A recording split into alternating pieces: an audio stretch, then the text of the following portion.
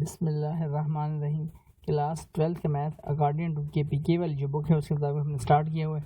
आज के लेक्चर में हम एक्सरसाइज 3.1 स्टार्ट करते हैं। तो क्वेश्चन नंबर 1 पे आते हैं। एक्सरसाइज 3.1 की चैप्टर 3 की find the average rate of change of the following function और द इंडिकेटेड इंटरवल। यानी एवरेज रेट ऑफ चेंज हमने फाइंड करनी है। इंडिकेटेड इंटरवल क्या है? फ्रॉम x = 2 to x = 3, जबकि हमें फंक्शन क्या दिया गया y = x² + 4।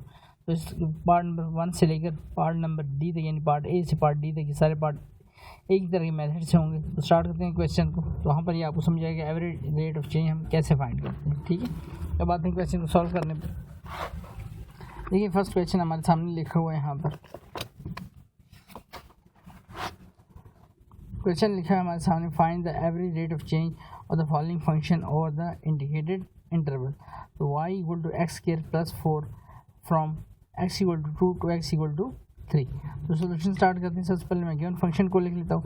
इस फंक्शन को ये y में था, y इसको मैंने लेट कर दिया, लेट y = f(x) एज लिख लें, लेट लिखें, y की जगह हमने क्या कर दिया f(x).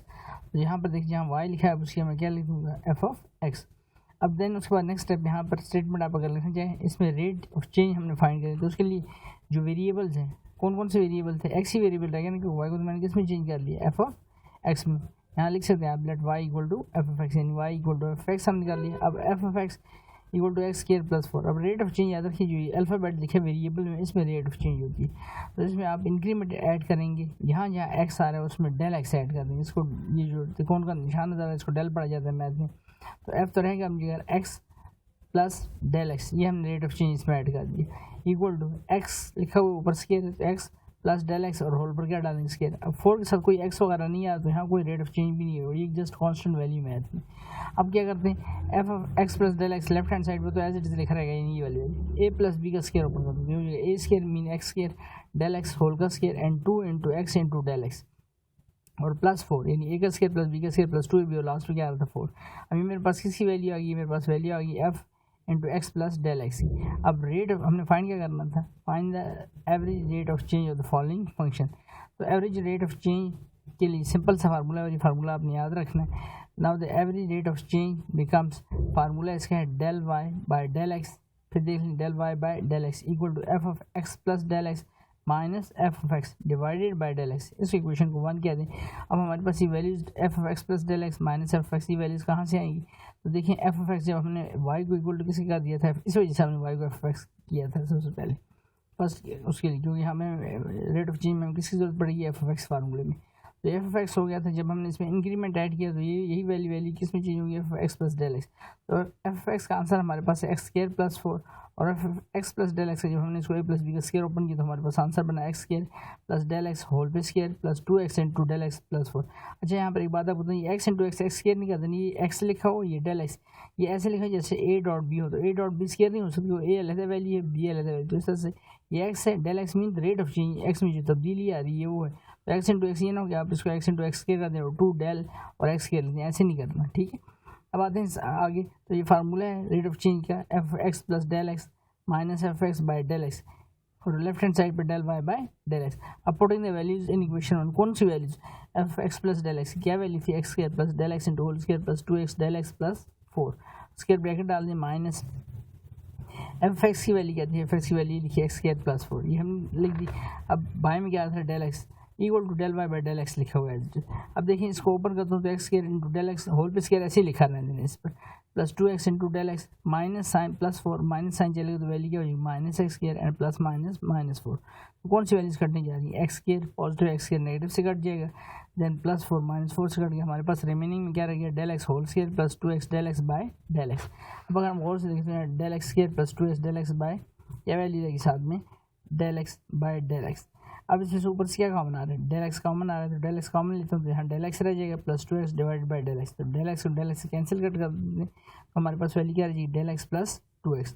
अब रेट ऑफ चेंज हमने फाइंड करनी, तो रेट ऑफ चेंज फाइंड करने के हमारे पास x की वैल्यू चाहिए और उसमें जो चेंज आ रही है उसकी वैल्यू चाहिए। तो देखिए जो पहली वैल्यू अंडरलाइन कर रही है x की वैल्यू है, x = क्या लिखा है? x = 2। देन उसके बाद ये 3 के मतलब यानी उसमें जो चेंज आ रही है तो हम उसको कैसे फाइंड करेंगे? आप उसके लिए आप देख लें गिवन क्योंकि मैंने जैसे कहा अब हमने ये वैल्यू फाइंड करी डेल एक्स की और एक्स की, तो एक्स की वैल्यू गिवन थी, एक्स की वैल्यू क्या थी 2, डेल एक्स की वैल्यू याद है, डेल एक्स की फाइंड करने के लिए ये जो नेक्स्ट वैल्यू गिवन थी ये एक्स नहीं है, 3 में से हम क्या कर देंगे जो उसकी एक्स की पहली वैल्यू थी 3 - 2, तो डेल एक्स हमारे पास आ जाएगा। इन सेकंड वैल्यू में से जो फर्स्ट वैल्यू, दो वैल्यू गिवन है ना एक्स की, सेकंड वैल्यू में से फर्स्ट वैल्यू को माइनस करेंगे तो हमारे पास क्या आ जाएगा डेल एक्स, तो यहाँ स्टूडेंट ज़्यादातर कन्फ्यूज़ हो जाते हैं। तो डेल एक्स की वैल्यू हमारे पास क्या आ गई 3 - 2 = 1, तो हमारे पास एक्स भी आ चुका है जो कि है 2 और डेल एक्स भी आ चुका है जो कि है 1, तो ये वैल्यूज इसमें डालते हैं इस जगह पुटिंग इन इक्वेशन 2, ये जो इक्वेशन 2 जिसको है लेफ्ट साइड पे इसका नाम आपको पता है क्या चल रहा है del Y by del X, value डालते हैं यहाँ पर 1 डेल एक्स प्लस 2x लिखा था तो डेल एक्स की वैल्यू क्या आई है वो 1 आई है, प्लस 2x लिखा था 2 लिखूँगा, एक्स की वैल्यू क्या आई है एक्स की वैल्यू 2 आई, तो 2 2 ज़ा 4 हो जाएगा, 1 + 4 1 + 4 दिस इज 5, तो del Y by del X हमारे पास रिजल्ट क्या आ गया 5, which is the required average rate of change, ये हमारी required average rate of change थी। बगैर टाइम जाएगी दूसरे क्वेश्चन पर आते हैं।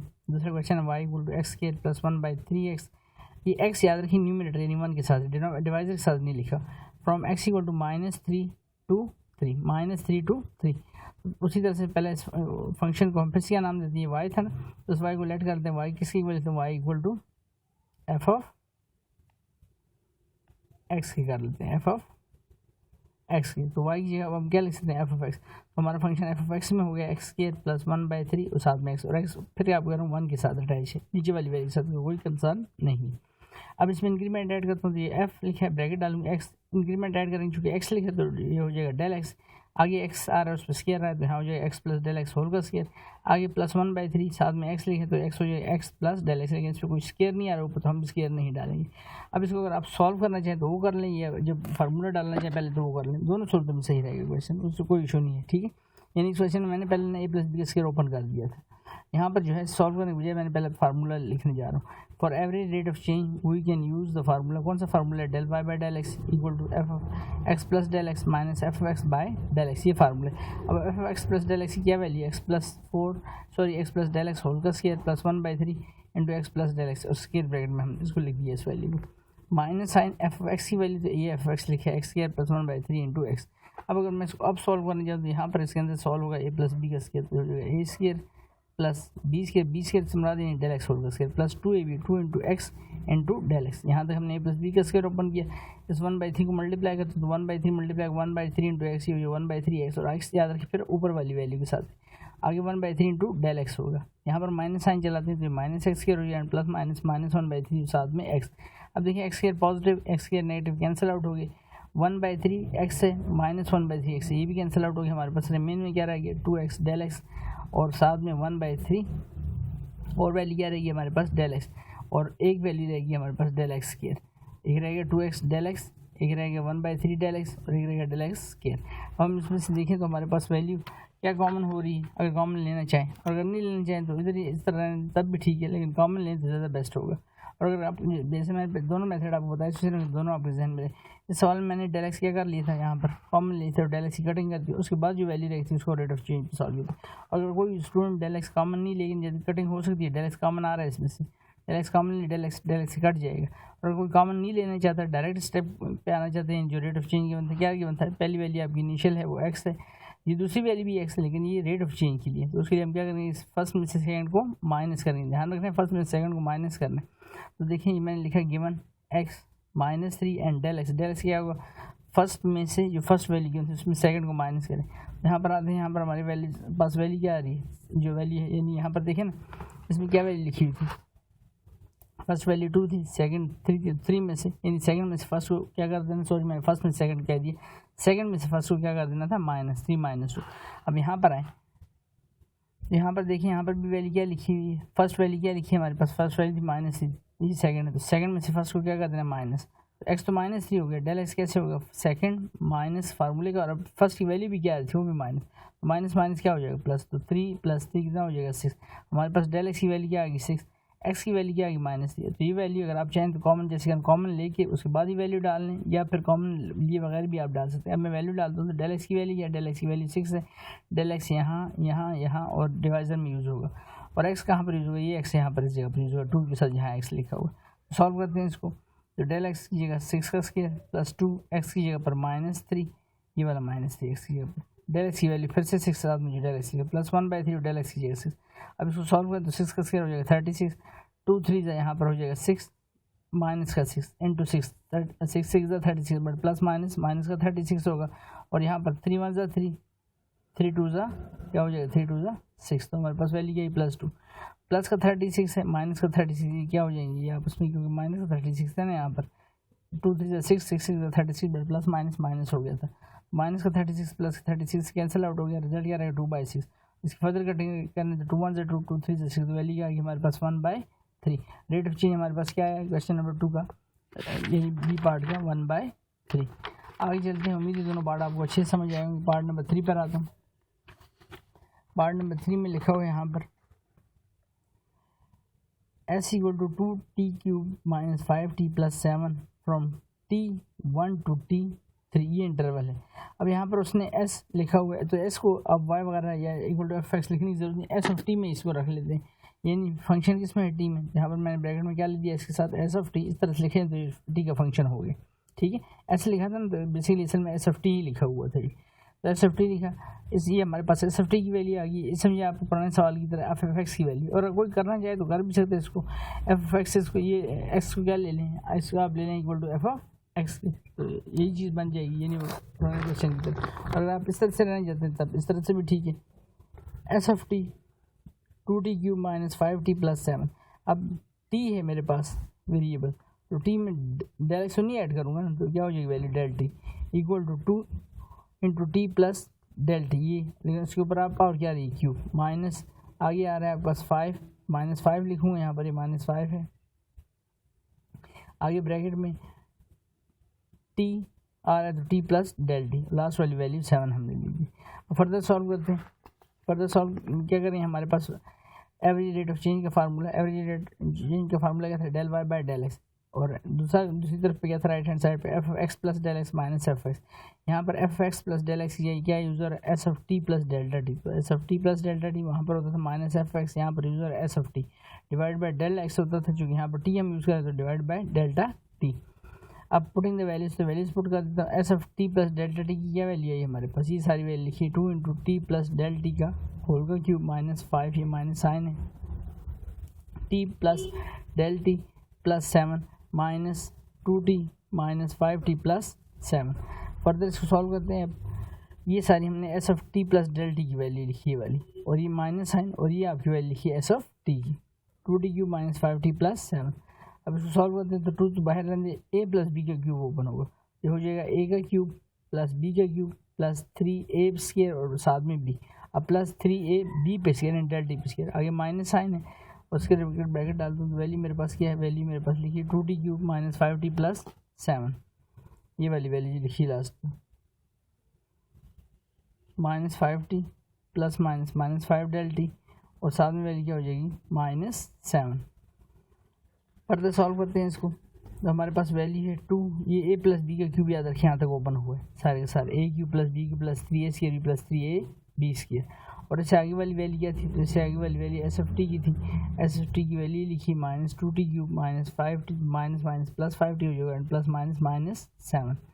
अभी -7 चलाएं नहीं, अब जाके उसको इस वैल्यू को चलाएं तो देखिए वैल्यू लिखी 2t³ + 2 डेल t³, और क्योंकि जो बाहर 2 आ रहा था ना इससे मैं इसको मल्टीप्लाई करूँ तो 2 ये फार्मूला ओपन हो जाएगा 2t³ हो गया 2 × डेल t³ हो गया 2 3 6 t² डेल टी, अब 2 3 6 t और डेल टी पे स्क्वायर, और यहाँ पर आपके क्या हुआ इस दरम्यान में वैल्यू आती है दूसरे नंबर पर -5t and +- 5 del T 5t - 5 del T -5t पहली वाली वैल्यू ठीक है। यहाँ पर माइनस साइन भी है साथ वो पीछे माइनस साइन आ रही है लिखा हुआ minus sign -5t - 5 del T. आगे क्या है, आगे हमारे पास वो जो वैल्यू ली थी एस ऑफ टी की, तो एस ऑफ टी की वैल्यू माइनस साइन चलेगा तो वैल्यू हो जाएगी -2t। आगे वैल्यू है negative +5t and plus negative plus minus होगा तो -7। अब देखें जो वैल्यूज कट रही हैं तो 2t³ - 2t³ से कट गया, -5t + 5t से कट गया, 7 + -7 से कट गया, हमारे पास वैल्यू क्या रहेगी 2 डेल t³ रह गया, 6t² डेल टी रह गया, 6t del T whole square रह गया, और -5 डेल टी रह गया बाय डेल टी। अब अगर आप चाहें तो डेल टी कॉमन ले सकते हैं, डेल टी कटिंग कर लेंगे, या फिर इनमें से डेल टी और टी की वैल्यू तो गिवन थी, क्या वैल्यू गिवन थी, टी की वैल्यू है 1, डेल टी की वैल्यू फाइंड करेंगे तो सेकंड में से फर्स्ट टी की वैल्यू क्या कर देंगे, माइनस कर देंगे। तो टी तो 1 है, डेल टी फाइंड करने के लिए सेकंड माइनस देखें 3 - 1, तो 3 - 1 दिस इज 2। अब मेरे पास डेल टी की वैल्यू 2 है, टी की वैल्यू 1 है, ये वैल्यू उठा के इस इक्वेशन नंबर 2 में डाल दें तो 2 लिखूंगा, डेल टी नहीं लिखूंगा, डेल टी की जगह पर क्या लिखूंगा 2, और उस पर आ गया रहा ऊपर से क्यूब, तो क्यूब डाल देते प्लस 6, पहले टी स्केयर लिखे तो टी की वैल्यू क्या, टी की वैल्यू 1 है, और उस पर स्केयर डालेंगे, साथ में क्या रहा है डेल टी, तो डेल टी की वैल्यू क्या है, डेल टी की वैल्यू दैट इज 2, ये लिखिए डेल टी की वैल्यू, तो 2 लिख देंगे प्लस 6 × 1, ये लिखा हुआ है क्योंकि 6 T into del T square था, पहले 6 टी स्केयर था तो 1 पे स्केयर डाल दिया, अब 6 × 1 वैल्यू ये लिखेंगे, डेल टी की वैल्यू 2 लिखूंगे, लेकिन अब उस पर क्या आ रहा था, उस पर स्केयर आ रहा था, ये 6 टी इंटू डेल टी, ये दोनों सिमिलर वैल्यूज हैं लेकिन डिफरेंट वैल्यूज हैं। 2 का स्केयर और -5 डेल टी, तो डेल टी की वैल्यू 2, इसको सॉल्व करते हैं, डिवाइजर में क्या था डेल टी, तो उसकी वैल्यू 2 डालेंगे। अच्छा यहाँ पर लेफ्ट हैंड साइड पर आपने डेल टी की वैल्यू रिप्लेस नहीं करनी, तो 2 का क्यूब क्या हो जाएगा 8, 8 2 = 16, 1 का स्केयर 1 होगा तो 1 × 2 2, 2 × 6 12 होगी वैल्यू, यहाँ पर 2 का स्केयर 4 हो जाएगा, 4 × 1 4, 4 × 6 24, एंड 5 2 = 10 माइनस का 10। अब देखिए यहाँ पर हमारे पास क्या वैल्यू बनती है 16 + 12 + 24 -10, तो रिजल्ट बनता है 42 डिवाइडेड बाई 2, कटिंग हो रही है 2 to the 4 to 1 तो हमारे पास रेट ऑफ चेंज क्या आ गया, दैट इज 21। उम्मीद है क्वेश्चन काफ़ी इंपॉर्टेंट था, आपको अच्छे समझ आएगा, और फिर भी चीज़ क्लियर ना हुई तो आप कमेंट करके दोबारा से उसके मुतालिक पूछ सकते हैं। आगे इसके बाद चलते हैं पार्ट नंबर बी के, ये हम पार्ट नंबर कंप्लीट किया, सी में चलते हैं पार्ट लास्ट पार्ट पर, यानी पार्ट नंबर डी पर। तो पार्ट नंबर डी में लिखा है h √2t, सिर्फ √2t पर है, +4 फ्रॉम t = 8 to t = 8.5। तो सबसे पहले since the average rate of change h per unit is given in t, तो टी में गिवन है तो इसको फिर से उस तरह लिख लेते हैं हम यहाँ पर h ऑफ t, अगर आप कहना चाहिए तो ज़्यादा बेस्ट रहेगा। h ऑफ t क्या लें, ये फंक्शन, इसको इसकी जगह हम क्या लिख सकते हैं, इस सारी जगह पर इसकी आप लिख सकते हैं यहाँ पर f ऑफ, चूँकि सवाल x में नहीं है, सवाल किस में है, t में, तो इस सारी जगह आप क्या लिख सकते हैं f ऑफ t, किसकी जगह पर, डेल h, इसकी जगह पर, h की जगह पर। तो अगर इसको मैं h की जगह पर चेंज करूँ, h लेफ्ट हैंड साइड की बात कर रहा हूँ, तो h की जगह मैं क्या लिख सकता हूँ ताकि आपको समझ में आसान है, h की जगह मैं लिख लेता हूँ f ऑफ t, तो ये हो गया f ऑफ t √2t + 4, ये मेरी इक्वेशन 1 में, यानी f ऑफ t की वैल्यू मुझे पता लगी, वो क्या है, वो यही वैल्यू √2t + 4 ये नीचे लिखी हुई है, h को उसने किस में कन्वर्ट कर दिया, f ऑफ t में। और अब फार्मूला उसने एवरेज रेट ऑफ चेंज का फार्मूला पहले लिख दिया, वो क्या लिखा, चूँकि f ऑफ t में हमने कन्वर्ट किया फंक्शन f x में, तो नहीं, अगर f ऑफ x होता तो यहाँ पर x + डेल x होता, क्योंकि t में है। और सवाल ये पता कैसे चलता है कि t और x में, सवाल को देखना है राइट हैंड साइड पर, देखिए जो वेरिएबल यूज़ हो रहा है, अगर वेरिएबल आपका यूज़ हो रहा है x तो यहाँ लाजिम बात में f x लगता है, अगर वेरिएबल आपका यूज़ हो रहा है t तो t यूज़ करूँगा, यहाँ पर वेरिएबल y यूज़ हो रहा है तो यहाँ पर f y लिखेंगे। अब आते हैं यहाँ पर नेक्स्ट, उसके बाद तो एवरेज रेट ऑफ चेंज का फार्मूला लिख दिया गया, पहला f of t + del T minus f of t by del T equal to, चूँकि डेल h है और जो फंक्शन था del h by del y। अब हम पहला h, जैसे मैंने आपको कहा था कि h किसके इक्वल कर लिया गया, f ऑफ t की, यानी h की जगह हमने f ऑफ t लिखी तो हमारी इक्वेशन बन गई, f ऑफ t की वैल्यू तो आ गई। अब इसमें इंक्रीमेंट ऐड करते हैं तो f of t + del T हो जाएगा, 2 लिखा था ब्रैकेट के अंदर ही, t + डेल टी लिखूंगा और अंडर रूट डाल दूँगा, और +4 रूट के बाहर है। अब ये जो इक्वेशन 2 और 3 आई हैं, इनको हम डाल दें किस में, इक्वेशन यानी रेट ऑफ चेंज के फार्मूले में। तो f of t + del T, f of t + del T की वैल्यू क्या है, √2 × t + डेल टी +4, ये सारी वैल्यू, और माइनस f ऑफ t की वैल्यू, f ऑफ t की वैल्यू, f ऑफ t की वैल्यू है √2t + 4, तो वैल्यूज यहाँ पे डालते हैं, ये देखिए आप सामने वैल्यूज डली हुई हैं यहाँ पर, ये वैल्यूज ठीक हो गया, ये वैल्यूज हैं, तो हमारे पास वैल्यू क्या बनी, del h by del T √2 bracket में t + del T, bracket root यहाँ तक है सिर्फ, +4 और आगे माइनस ब्रैकेट, माइनस साइन से आ रहा है ब्रैकेट डाल दिया, √2t + 4 divide by del t. अब इसको फर्दर सॉल्व करते हैं तो वैल्यू होगी √2t, 2 से मल्टीप्लाई कर दिया, 2t + 2 डेल टी हो गया, आगे मल्टीप्लाई नहीं होगा, बस सिर्फ यहाँ तक +4 है, आगे वैल्यू माइनस साइन चली तो माइनस √2t हो गया -4 बाय डेल टी। अब हमारे पास वैल्यू देखिए, +4 -4 से क्या हो जाएगा, कैंसिल आउट हो जाएगा, ये वाली वैल्यू इस वैल्यू से कैंसिल आउट हो गया, हमारे पास क्या रहेगा, √2t + 2 del t -2t by del t. अब since t changes from 8 to, लिखा हुआ था ना 8 to 8.5, तो x t की वैल्यू तो हमारे पास आ गई 8, रेट ऑफ चेंज यानी डेल टी फाइंड करना है तो सेकंड माइनस फर्स्ट 8.5 में से 8 माइनस कर देंगे, तो हमारे पास डेल टी की वैल्यू 8.5 माइनस 8 क्या रहेगा 0.5। टी की वैल्यू जैसे मैंने कहा पहले ही हमें पता है टी की वैल्यू हमारे पास 8 आ गई और डेल टी की वैल्यू आ गई 0.5। ये उठा के आपने इस इक्वेशन में डाल देनी। तो 2 लिखूंगा, टी नहीं लिखूंगा, टी की वैल्यू है 8 प्लस 2 लिखूंगा डेल टी की value 0.5 whole divided by del T की value 0.5 minus sign under root 2 t लिखा हो तो 2 डेल टी नहीं जस्ट टी है, तो टी की वैल्यू क्या थी, टी की वैल्यू थी लिखी हुई, टी की वैल्यू आपके सामने, टी की वैल्यू 8, तो ये 8 लिख दिया। अब इसको सॉल्व करते हैं, 2 8 से 16, 2 5 तो हो जाएगा 1, 2 5 से 10 होगा तो 1.0, तो 16 प्लस 1 अंडर रूट 17 हो जाएगा। 2 8 से 16 minus under root 16 by 0.5, under root 17 का रूट लें, 16 का रूट 4 हो जाएगा, उसमें से उसको माइनस करें, 0.5 से डिवाइड करें तो हमारे पास जो आंसर बनेगा वो बनता है 0.246। तो इसके साथ ही हमारा क्वेश्चन नंबर 1 सारे का सारा कंप्लीट होता है। उम्मीद है ये क्वेश्चन आपको अच्छे समझ आया होगा। फिर भी कुछ चीज़ क्लियर ना हुई हो तो आप कमेंट करके दोबारा से पूछ सकते हैं ताकि वो चीज़ आपको सही से मैं क्लियर कर दूँ। और वीडियो को लाइक करें, चैनल को सब्सक्राइब करें, वीडियो को शेयर भी करें ताकि आने वाली वीडियोज़ का नोटिफिकेशन आप लोगों को बर वक्त मिल सके। और कोई स्पेसिफिक एक्सरसाइज आप पहला ये चैप्टर पहले शुरू करवाना हो सेकंड ईयर मैथ का, इस नई बुक का KPK वाली जो बुक है, तो उसके मतलब भी आप कमेंट में बता सकते हैं। शुक्रिया।